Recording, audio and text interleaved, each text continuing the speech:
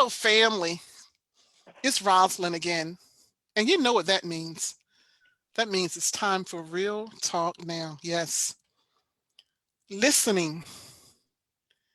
Listening requires patience.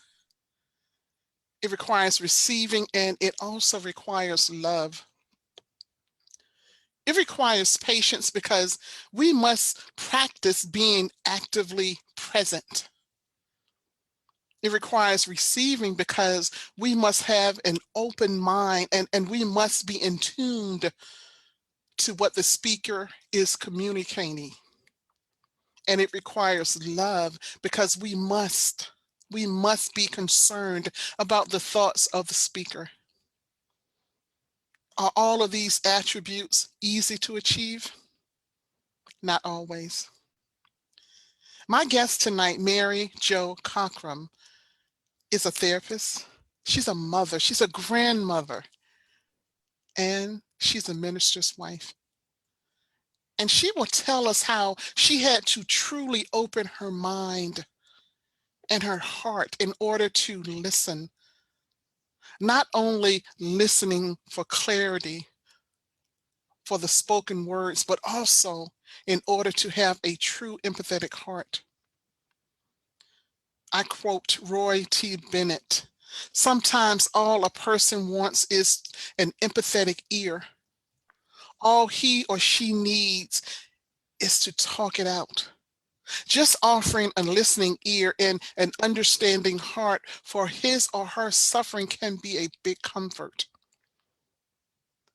A biblical verse that brings Mary Jo's strength is Psalms 55:22. "Cast all your cares on the Lord, and he will sustain you. He will never let the righteous be forsaken." Amen. Mhm. Mary Jo, please introduce yourself to the family and bless us. Thank you, Rosalind. Good evening, everyone. My name is Mary Jo Cochrum. I'm from Texas, and as Rosalind said, I am a counselor. Thank you so much for the invitation to join you tonight. It is truly an honor and a privilege to be here.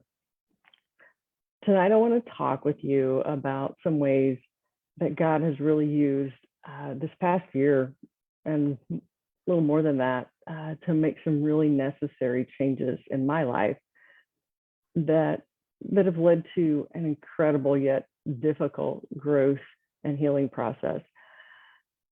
This process began with the love and guidance from some really wonderful Christian sisters. The past 16 months has been really different. I think many of us have learned a lot of things about ourselves. At least I know I have.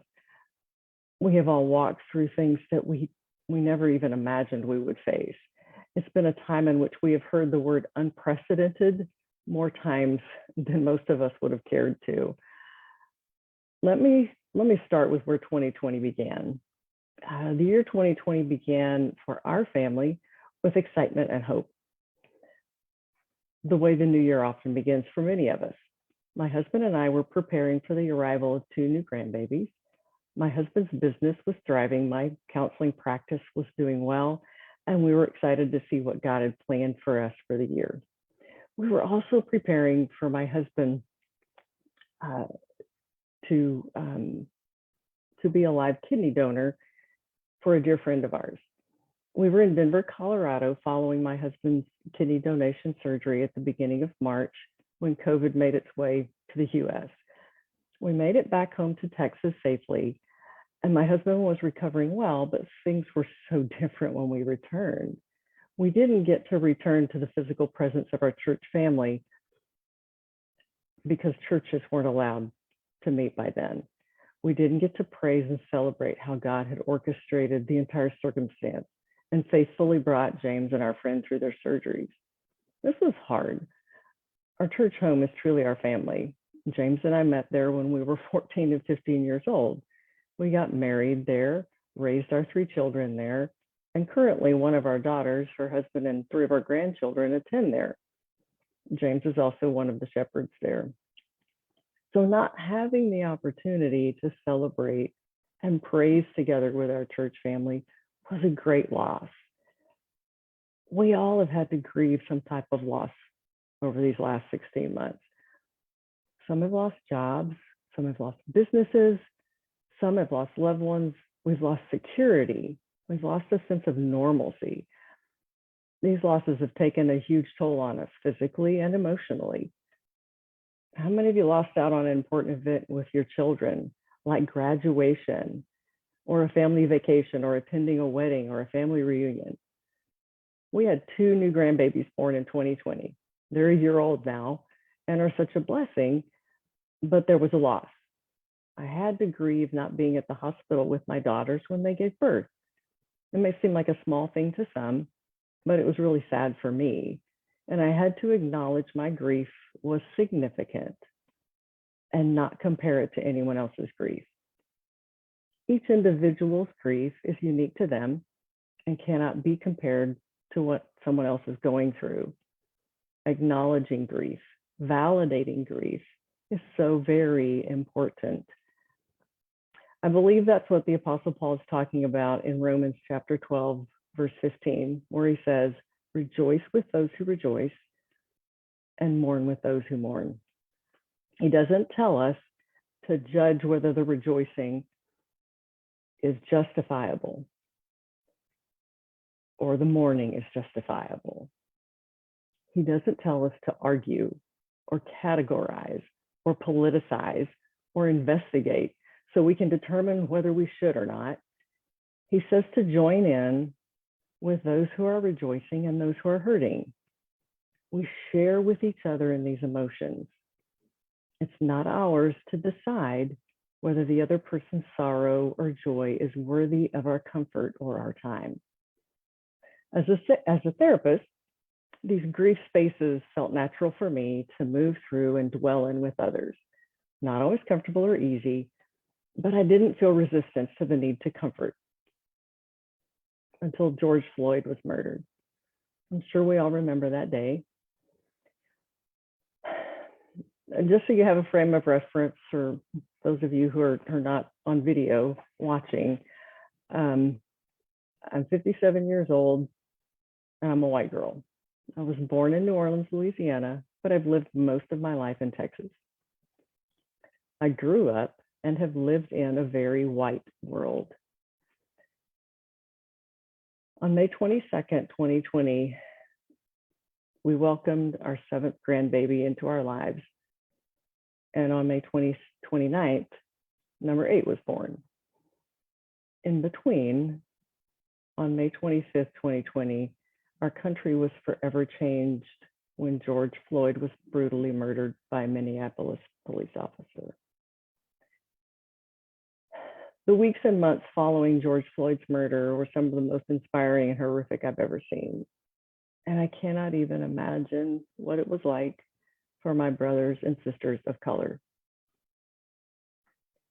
I know that there have been many people of color senselessly killed by law enforcement officers in this country before George Floyd. And I am ashamed to say that it took this man's death for me to realize I needed to make some changes. I am also very thankful that God has been graceful and merciful with me in this process. It was during that time that some ladies at my church home and a few outside organized a group to have some open and honest conversations about race and unity. We had white sisters and sisters of color together, and we wanted to take some time to share stories and hear each other, really hear each other. Now, I have to tell you, some of what I discovered about myself, I didn't like. Each of our Black sisters took turns talking about their experiences, where they grew up, how life has been for them, challenges, and more. It was truly eye-opening because one of these ladies I've known for more than 30 years. We raised our kids together. And I had no idea. I had no idea that I had done things and said things that were hurtful and offensive to her. that there were times that these ladies did not feel welcomed or a part of our church body because of the color of their skin.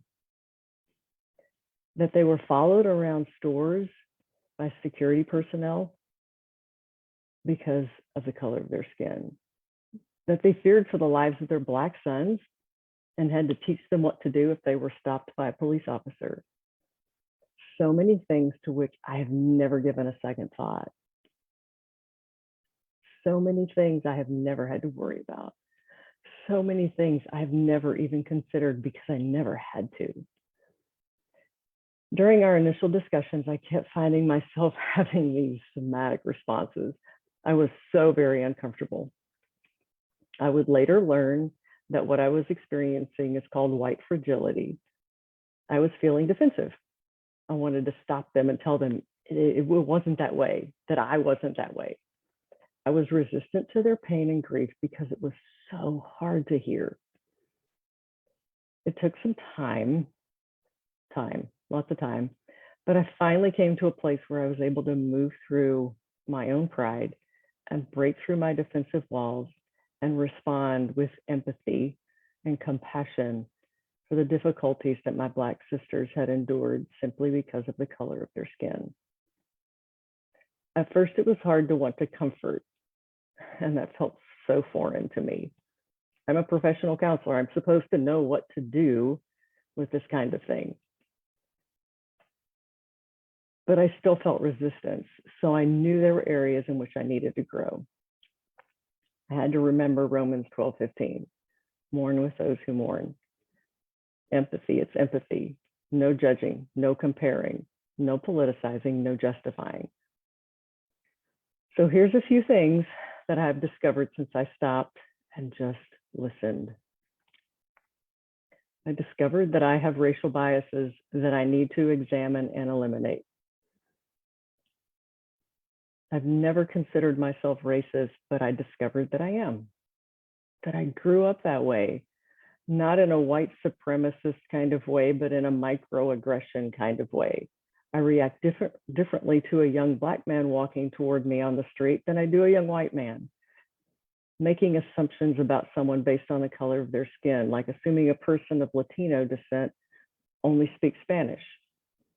I have been implicitly taught that whiteness is the only way in which to live an appropriate life. It's difficult, but I'm working hard to change those kinds of biases. I've discovered that I've had white privilege all my life. This was a difficult one for me. At first, when I heard the term white privilege, I thought, not me, my family was never privileged. I grew up in a family that always lived on a strict budget. We never went hungry or were without a home, but we didn't have a lot of extras. So it didn't make sense to me that I could have privilege until my sweet sisters gently helped me understand that white privilege had nothing to do with money. It had everything to do with the way people see you. It's about how one is advantaged in life. Because I had white skin, I was never followed by security personnel in a store. Because my son has white skin, I never had to worry about him walking down the street or being stopped by a police officer. Because I have white skin, I'm automatically given certain privilege that people of color are not given in certain circumstances. Because I'm white, because I have white skin, I'm viewed through a different lens. I've discovered that I need to listen more and talk less. That the answer to our racial differences is not talking at each other, it's listening to each other.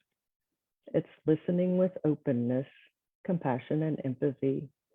It's hearing where someone else is and sitting in the discomfort and pain with them. It's hearing the difficulties and not judging them or dismissing them, but walking with them through it all. I've discovered it's my responsibility to educate myself about racism and the history of peoples of color. I've discovered that much of our country's history was left out of my education. That much of the history of that much of the history that I know is very white, and that I need to brighten it up with the color that should have been there all along. I honestly got overwhelmed by the resources that my sisters were throwing out there. Some were involved in Be the Bridge classes. Others were listening to podcasts and YouTube videos. Others were watching movies and documentaries and reading books. I've spent some time listening and watching and learning. The resources are endless, but very necessary. I've discovered I must exercise self-care in this process.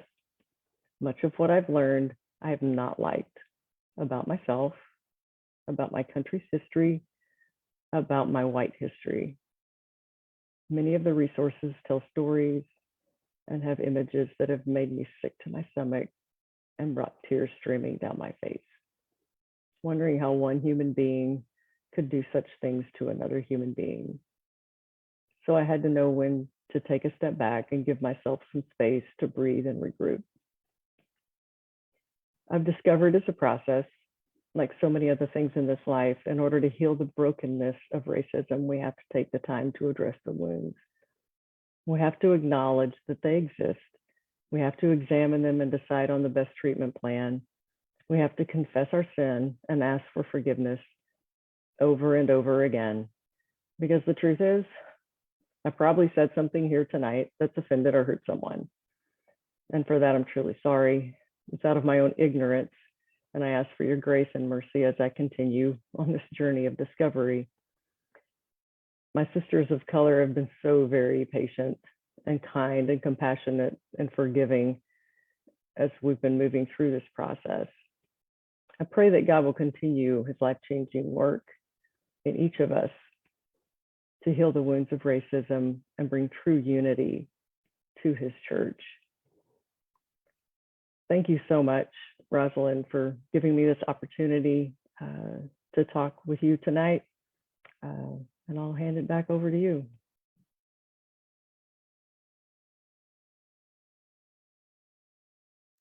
Thank you so much. I'm sorry, I could not get off of mute. I wanted to be respectful and make sure that you were given all the attention, and I'm sorry, so I didn't want to be a distraction.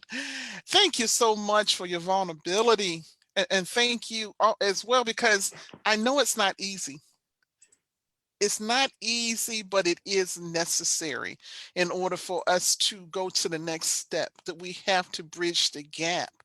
And in order to bridge the gap, we have to have these hard conversations, you know, because I know myself, I don't want to always hear specific things, certain things, but Yeah, sometimes, like you said, they're necessary. absolutely. Definitely necessary. Now, the changes. Tell us what that change. I know you said it wasn't an easy process. Mm-mm. Do you find yourself still having to be mindful and like I said, constantly in prayer, because your journey is continuing? Tell us about that a little. Absolutely, because it is still ongoing. Because yes, there are times when I do have to step back and do some self-care because it can be overwhelming, but it is still continuing because there's so much work to do. Because I still have so much to learn, and I have to constantly be working on my own reactions and my own knowledge base. And you know, like I talked about, you know, just how I react to peoples of color and how I just everything that I learned growing up, and how that all those schemas in my brain were laid when I was so much younger. Changing that just takes time. And so really being purposeful in changing those things, and talking to my brothers and sisters of color and saying, okay, how do I need to do this differently? What's going to make a difference? And where do I need to make that change? And really being very purposeful about doing that.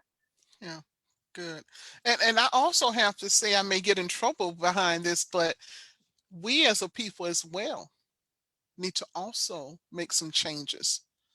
we need to communicate as well. It takes all of us. Yeah. Sometimes we have those same thoughts about our own.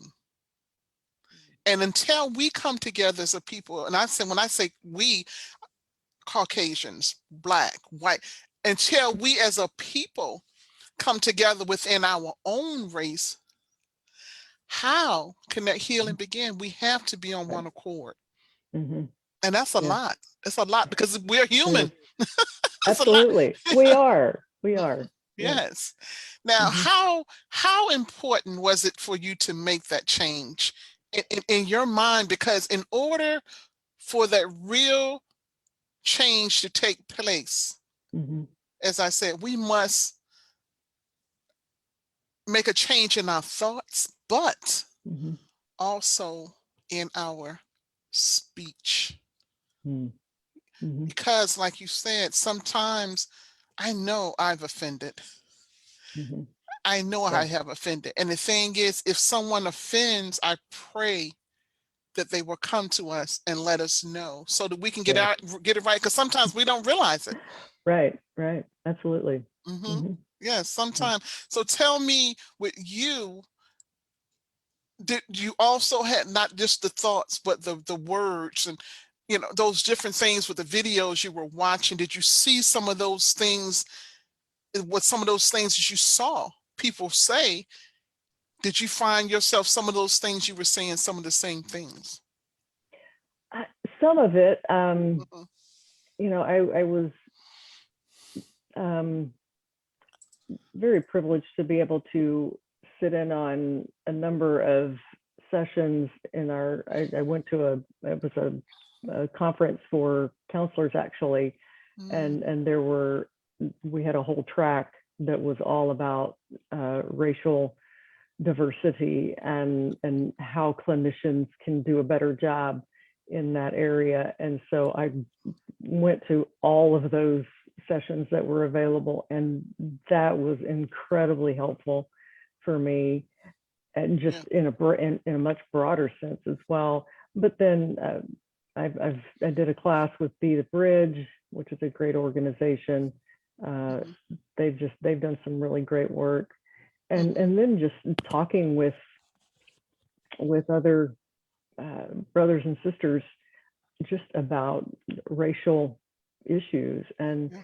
and being able to okay, what are you listening to, what are you watching, and getting just information from others about Yeah. what's a good resource here. And like I said, the resources are just can be really overwhelming. There's so much out there Yeah.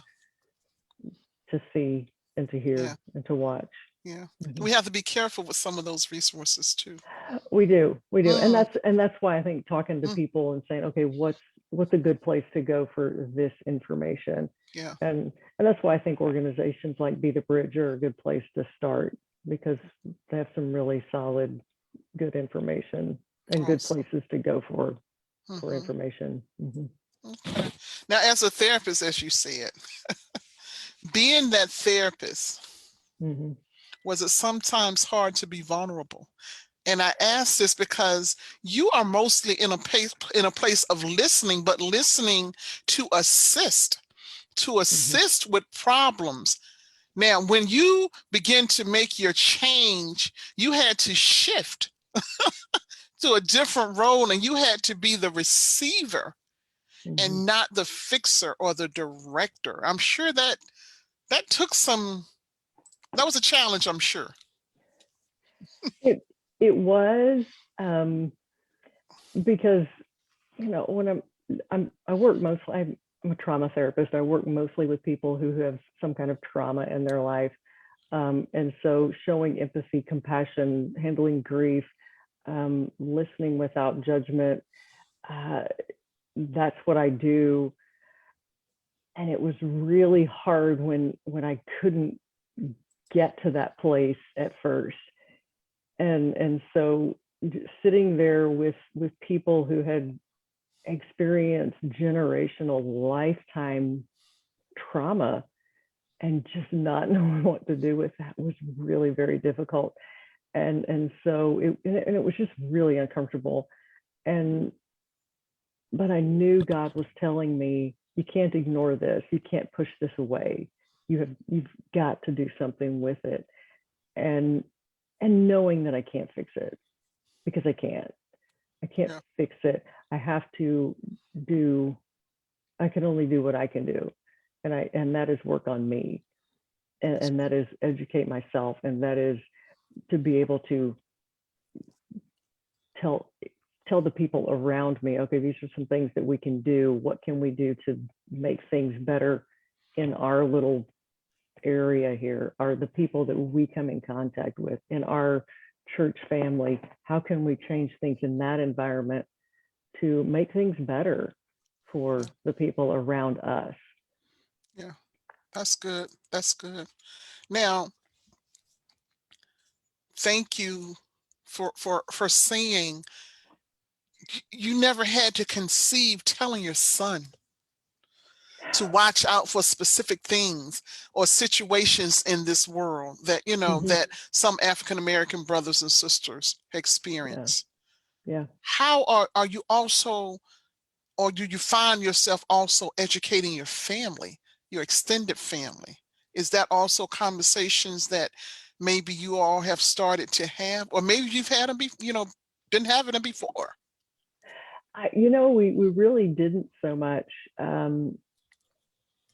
My children grew up in a different era than I did. And so Yeah. for them, it hasn't been as, they don't have the bias that I do as much.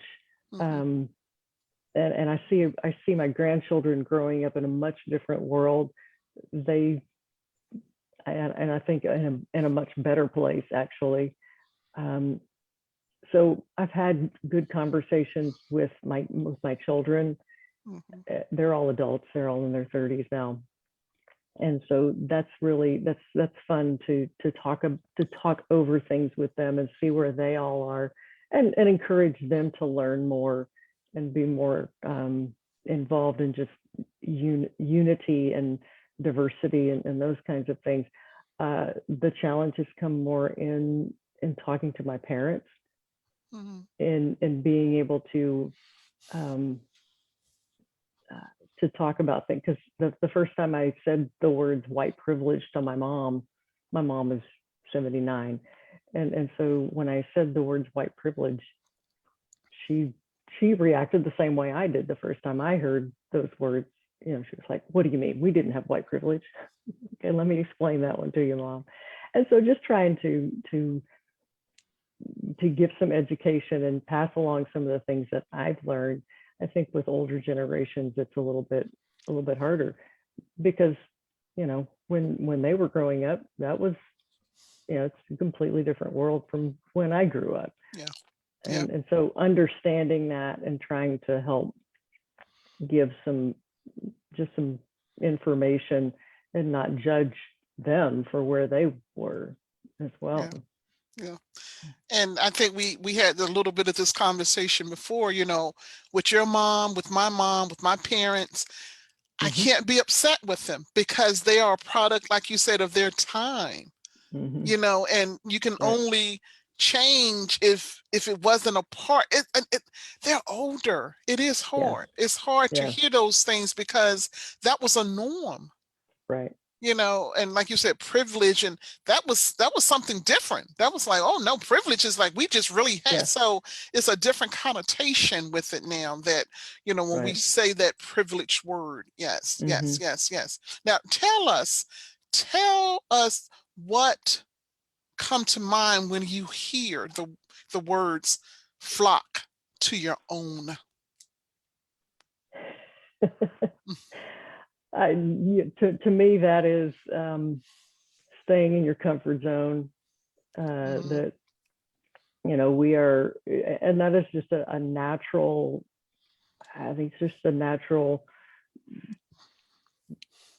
the way that we want to be around people that look like us, that talk like us, that act Mhm. like us, and so that's the way that human beings do things, is that we want to go and be around those people that are like us. We're Yeah. more comfortable with that.